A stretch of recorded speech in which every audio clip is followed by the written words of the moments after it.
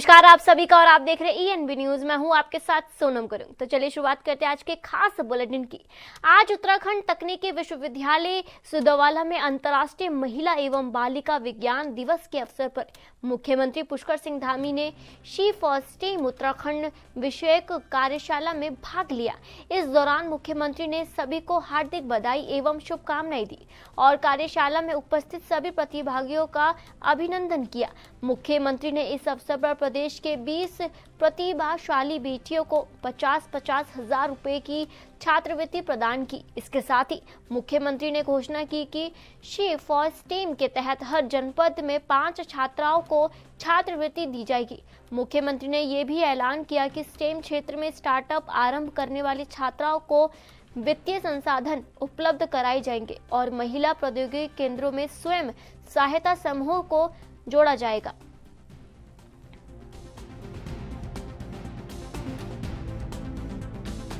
अपना समग्र योगदान देगी। मुझे पूरा विश्वास है कि सी फॉर स्टेम जैसे प्रयास हमारी बेटियों को साइंस, टेक्नोलॉजी और इनोवेशन के क्षेत्र में उत्कृष्टता प्राप्त करने के लिए प्रेरित करेंगे और अपने ज्ञान, कौशल और समर्पण के माध्यम से देश एवं प्रदेश की प्रगति में और समृद्धि में अपना योगदान सुनिश्चित करेंगे। आज के अवसर पर चूंकि इतना महत्वपूर्ण कार्यक्रम है, मैं यह भी कहना चाहता हूं कि सी फॉर स्टेम हेतु राज्य में भी प्रत्येक जनपद में 5 छात्रवृत्तियां हमारी बेटियों को प्रोत्साहित करने के लिए प्रदान की जाएंगी और राज्य की महिला उद्यमियों को स्टेम में प्रोत्साहित करने के उद्देश्य से महिलाओं को स्टार्टअप को वित्तीय संसाधन, उनको आगे बढ़ने के लिए संसाधन उनके मार्ग में बाधा न बने, उनकी चुनौतियां न बने, उनका मार्ग आसान हो, आगे बढ़ने के उनको अवसर मिले, तो उनको वित्तीय संसाधन भी उपलब्ध किए जाएंगे और राज्य में महिला प्रौद्योगिकी केंद्र स्थापित कर महिलाओं को एसएचजी स्वयं सहायता समूह को भी उनसे जोड़ा जाएगा। बढ़ते अगली खबर की ओर। उत्तराखंड में बहुप्रसिद्ध ऋषिकेश कर्णप्रयाग रेल परियोजना तेजी से आगे बढ़ रही है, जिससे पहाड़ों तक रेल सेवा पहुंचाने का सपना अब साकार होता नजर आ रहा है। ये 125 किलोमीटर लंबी परियोजना राज्य के लिए एक गेम चेंजर साबित होगी। मुख्यमंत्री पुष्कर सिंह धामी ने कहा कि इससे 4 धाम यात्रा करने वाले श्रद्धालु और पर्यटकों को बड़ी सुविधा मिलेगी, साथ ही स्थानीय लोगों को बेहतर संचार का लाभ मिलेगा। उन्होंने प्रधानमंत्री और रेल मंत्री का आभार व्यक्त करते हुए बताया कि बदेश्वर कनखल रेल परियोजना का सर्वे भी पूरा हो चुका है, जिस पर जल्द काम शुरू किया जाएगा।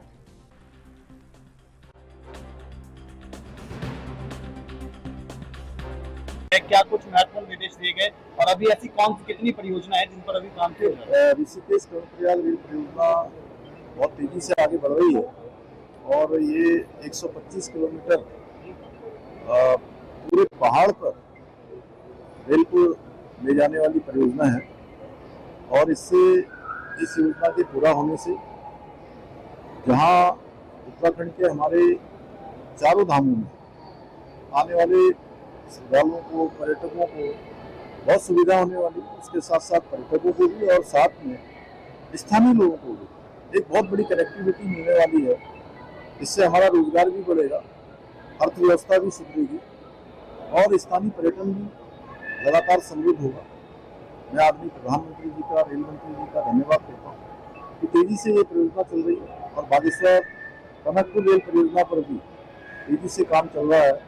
उसका भी सर्वे का काम कंप्लीट हो गया है, जल्दी वो परियोजना भी आगे बढ़ेगी और उसके कारण से पूरे हमारे सीमांत क्षेत्र में और सामरिक महत्व के पूरे राज्य के अंदर रेल सेवा प्रारंभ हो सकेगी, रेल सेवा का लोग लाभ ले। उत्तराखंड के मुख्यमंत्री पुष्कर सिंह धामी ने देहरादून स्थित सेंट्रियो मॉल में गाय संरक्षण पर आपको बता दें आधारित फिल्म गोदान का अवलोकन किया। इस अवसर पर मुख्यमंत्री ने फिल्म की विषय वस्तु को भारतीय संस्कृति, ग्राम जीवन और गौ संवर्धन की परंपरा से जुड़ा महत्वपूर्ण और प्रेरणादायी प्रयास बताया। उन्होंने कहा कि गाय भारतीय संस्कृति में विशेष स्थान रखती है। ये ग्रामीण अर्थव्यवस्था, जैविक कृषि, पोषण और पर्यावरण संरक्षण की आधारशिला है।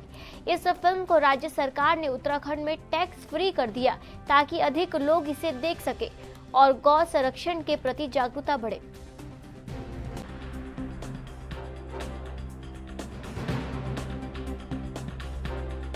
फिल्म देखी, किस तरीके का ये मैसेज देती है ये फिल्म? इसको टैक्स फ्री भी किया गया, किस तरीके से देख रहे हैं? देखिए, गोदान फिल्म आज के परिप्रेक्ष्य में मैं समझता हूँ कि जो हमारे संस्कृति है और करुणा है, उन दोनों का समन्वय करती है, प्रकृति के बीच में भी और विकास के बीच में भी। और ये केवल गौ माता केवल दूध ही नहीं देती, दूध के साथ साथ समृद्धि भी देती है, स्वास्थ्य भी देती है और प्रकृति का संतुलन बनाने का काम भी गौ माता के माध्यम से होता है। इसमें आधुनिकता भी है और हमारी संस्कृति भी है। इसलिए हमारी नई पीढ़ी के लिए भी ये फिल्म देखना, अपने संस्कारों से जुड़ना बहुत जरूरी है। हमारे संस्कार हमारी नई पीढ़ी को जाएं और गौ माता के महत्व को समझें और इस फिल्म को जरूर देखें। हमने उत्तराखंड के अंदर इस फिल्म को टैक्स फ्री किया है, जिससे कि अधिक से अधिक लोग इस फिल्म को देखकर अपनी संस्कृति से जुड़ सकें और गौ माता के महत्व को, दीर्घकालिक जो उसके समृद्धि है, दीर्घकालिक जो होने वाले अच्छे परिणाम हैं, उन सभी से अपने को जोड़ सकें। मुख्यमंत्री धामी ने सख्त शब्दों में कहा कि प्रदेश में कानून व्यवस्था से किसी भी प्रकार का समझौता स्वीकार नहीं किया जाएगा। उन्होंने डीजीपी को निर्देश दिए कि सभी प्रकार के अपराधों पर तत्काल मुकदमे दर्ज किए जाए और अपराधियों के विरुद्ध कठोर एवं प्रभावी कार्रवाई सुनिश्चित की जाए। आपको मैं ये भी बता दूं, सीएम धामी ने प्रदेश की कानून व्यवस्था पर उच्च स्तरीय बैठक की। मुख्यमंत्री ने विशेष रूप से आदतन एवं संगठित अपराध में संलिप्त अपराधियों पर सख्त निगरानी रखने के निर्देश जारी किए हैं। वहीं पर उन्होंने आगे बताया कि ऐसे तत्वों की पहचान कर उनके विरुद्ध विधिक प्रावधानों के तहत कठोर कार्रवाई की जाए ताकि समाज में कानून का भय स्थापित हो और आम जन स्वयं को सुरक्षित महसूस करे। मुख्यमंत्री धामी ने कहा कि पुलिस पूरी सक्रियता, सतर्कता और जवाबदेही के साथ कार्य करे।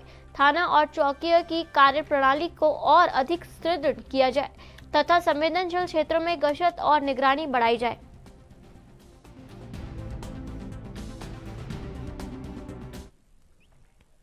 उत्तराखंड के सीएम पुष्कर सिंह धामी ने आज राज्य सचिवालय में power transmission corporation of Uttarakhand limited यानी PTCUL की समीक्षा बैठक की है। इस बैठक में मुख्यमंत्री ने बिजली आपूर्ति और ट्रांसमिशन व्यवस्था की स्थिति का जायजा लिया। उन्होंने अधिकारियों को निर्बाध बिजली और आधुनिक तकनीकी सुधारों को लागू करने के स्पष्ट निर्देश जारी किए हैं। वहीं बैठक में ऊर्जा प्रबंधन, नेटवर्क सुधार और बेहतर सेवाओं पर जोर दिया गया है। मुख्यमंत्री ने कहा कि राज्यवासियों को सुविधाजनक और भरोसेमंद बिजली सेवा देना सरकार की शीघ्र प्राथमिकता है।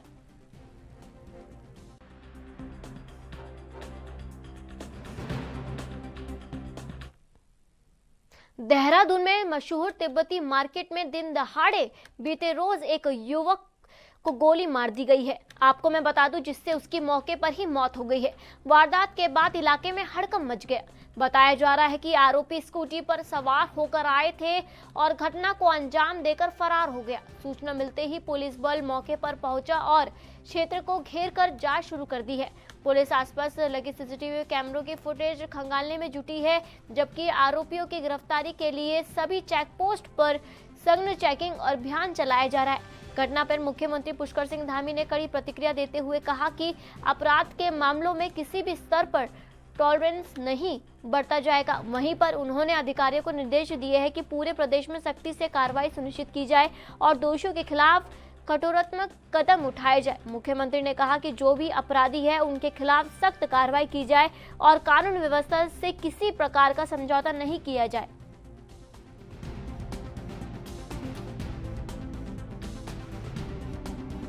पूरे देश में बहुत सख्ती से इस पर काम किया जाएगा और कहीं पर भी किसी प्रकार का भी कोई टॉलरेंस नहीं किया जाएगा। जो भी अपराधी है उनके खिलाफ कठोर कार्रवाई की। उत्तराखंड के मुख्यमंत्री पुष्कर सिंह धामी ने कहा, कानून व्यवस्था हमारी सर्वोच्च प्राथमिकता है। किसी भी अपराधी को बख्शा नहीं जाएगा, चाहे वे किसी भी स्तर का हो। उसके खिलाफ सख्त कार्रवाई की जाएगी। राज्य सरकार सभी मामलों में त्वरित और प्रभावी कार्रवाई कर रही है ताकि प्रदेश में शांति और सुरक्षा दोनों बने रही। कल रात भी आपने अचानक हाई लेवल मीटिंग बुलाई, अभी तक की क्या पूरी इसमें देखिए, कानून व्यवस्था हमारी सर्वोच्च प्राथमिकता है और किसमें कोई भी दोषी होगा, किसी भी स्तर का होगा, उसके खिलाफ कार्रवाई होगी और सभी मामलों में कार्रवाई हो रही है। आप देख रहे होंगे कि अगर कोई घटना होती है तो घटना के बाद तत्काल कार्रवाई होगी, तत्काल एक्शन लिया जाएगा और पूरी तरह से विधि सम्मत तरीके से उनका जहां स्थान है अपराधियों का, उनको वहां भेजा जाएगा। ठीक है सर। हल्द्वानी के स्वराज आश्रम में कांग्रेस ने 16 फरवरी को प्रस्तावित राजभवन घेराव को लेकर एक बड़ी बैठक की। इस बैठक में पार्टी के दिग्गज नेताओं ने कार्यकर्ताओं को एकजुट होकर देहरादून पहुंचने का आह्वान किया। बैठक में नेता प्रतिपक्ष यशपाल आर्य, पूर्व प्रदेश अध्यक्ष प्रीतम सिंह, प्रदेश अध्यक्ष करण महारा और अन्य वरिष्ठ नेताओं ने राजभवन घेराव की रूपरेखा पर चर्चा की। आपको मैं ये भी बता दूं कि कांग्रेस ने राज्य सरकार की नीतियों के खिलाफ सड़क से सदन तक संघर्ष करने की बात कही है। नेताओं ने कार्यकर्ताओं से भारी संख्या में घेराव में शामिल होने की अपील भी की है।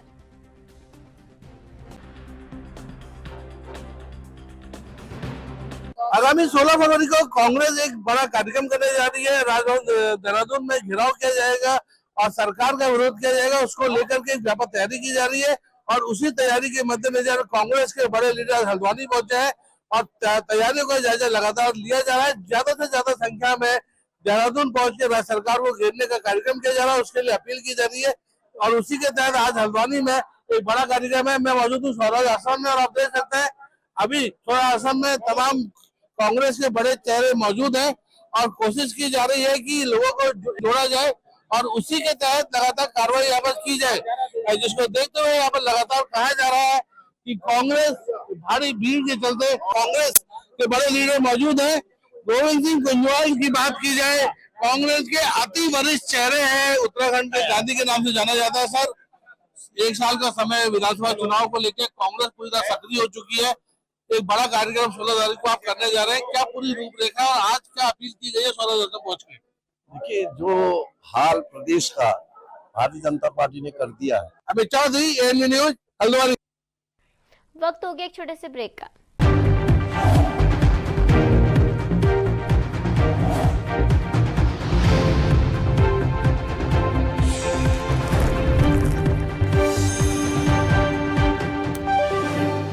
ब्रेक के बाद आप सभी का स्वागत है और आप देख रहे हैं ईएनबी न्यूज। बढ़ते अगली खबर की ओर।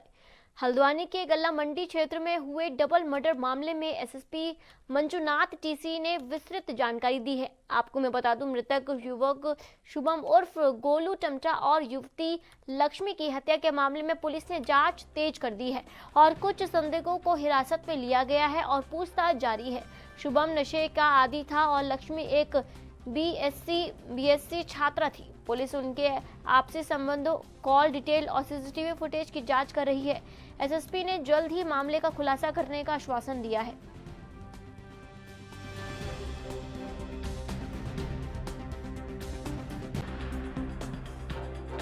नमस्कार साथियों, आप सभी को अवगत है, आज सुबह जो है 7:45 के अराउंड हमें कंट्रोल रूम के माध्यम से सूचना मिली। स्थानीय लोगों ने 2 लाश को देखने का सूचना, 2 डेड बॉडीज को देखने का। मंडी का जो मंडी परिसर है ना, मंडी परिसर के कैंपस के अंदर जो गल्ला मंडी जहां पर आड़त होती है, उसके चबूतरे पे जो है 2 लाश का सूचना मिली। उस सूचना पे तत्काल जो है चौकी इंचार्ज, थाना इंचार्ज और भारी आवश्यक पुलिस फोर्स सब चले गए।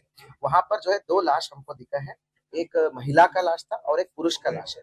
तो दोनों की जो है प्रथम दृष्टया ऐसा दिख रहा था पत्थर से कुचल के उनका मृत्यु हुआ हो, स्पेशली हेड पे कुचल के मतलब पत्थर से कुचल के उनका मृत्यु कारित की।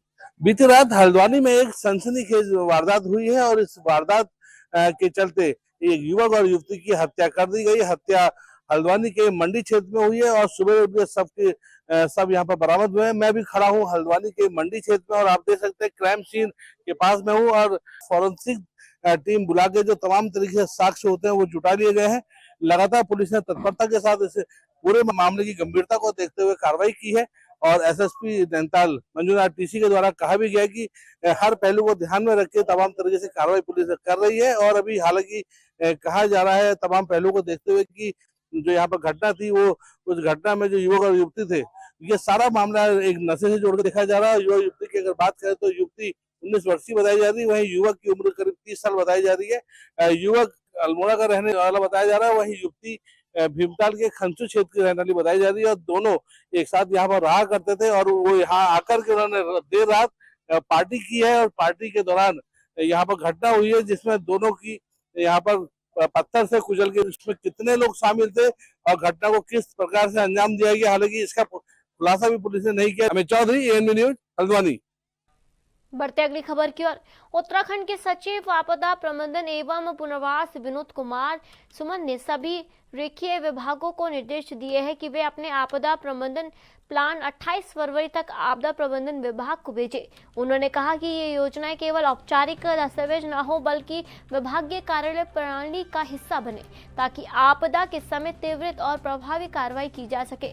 सुमन ने राज्य आपातकालीन परिचालन केंद्र में बैठक में सेंडियाई फ्रेमवर्क के तहत कार्यों की समीक्षा की और सभी विभागों से स्पष्ट दायित्वों की परिभाषा की मांग की है।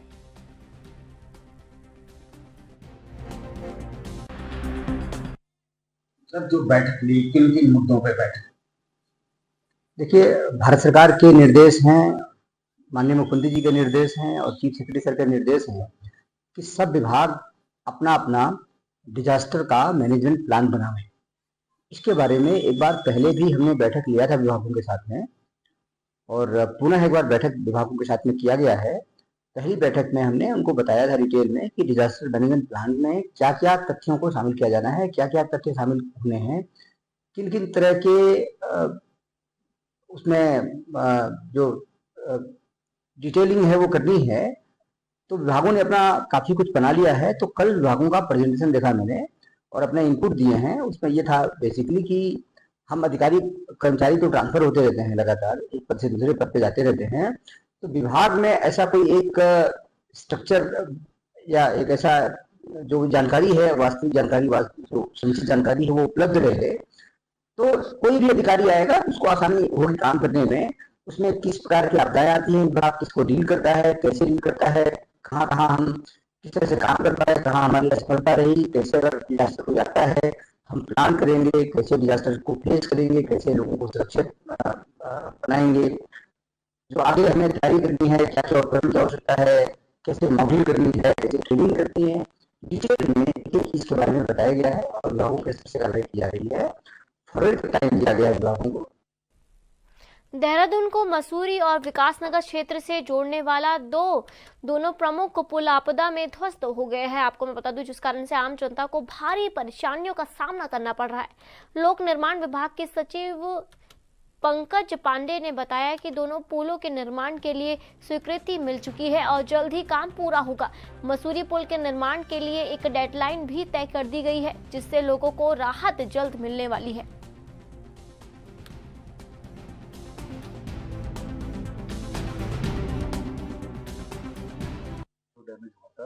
क्या स्थिति है उसकी? ये नंदा की चौकी में जो पुल डैमेज हुआ था उस पर काम चालू हो चुका है और 3 महीने का टाइम है। मुझे लगता है कि अप्रैल तक हम इसको चालू कर देंगे। और सर मसूरी पुल, मसूरी के रास्ते में एक पुल डैमेज हुआ था, उस पर एक नया पुल बना रहे हैं, नए लोकेशन पे पुल बना रहे हैं।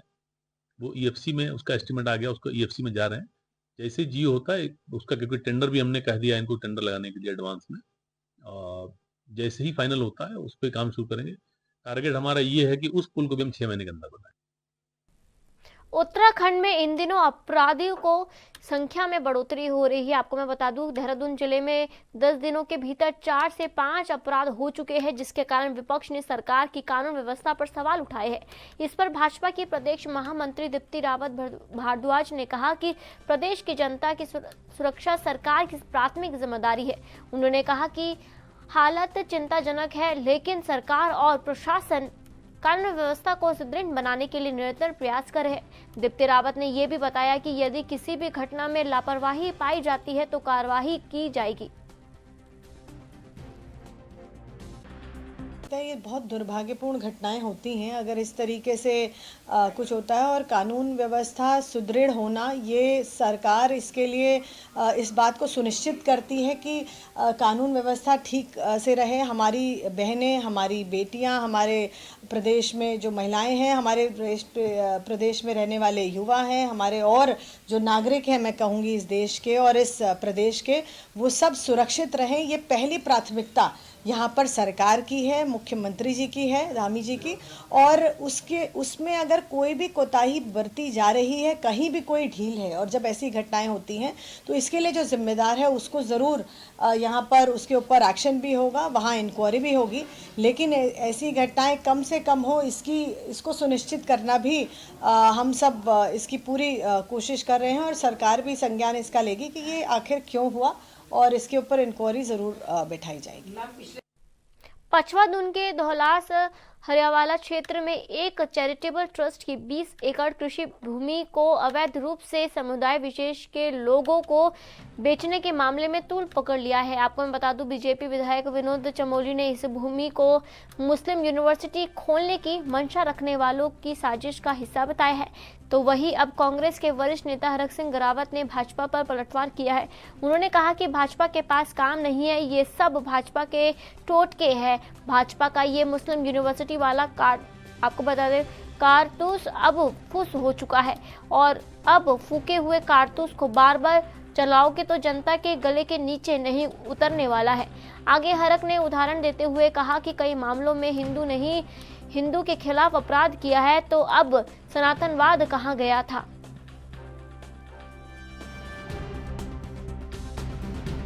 वो देखिए, उनके पास काम नहीं है। भाजपा के पास कौन कह रहा है मुस्लिम यूनिवर्सिटी? कोई नहीं कह रहा। ये सिर्फ भाजपा के टोटके हैं। भाजपा जानबूझ के ये। और मैं एक चीज बता दूं,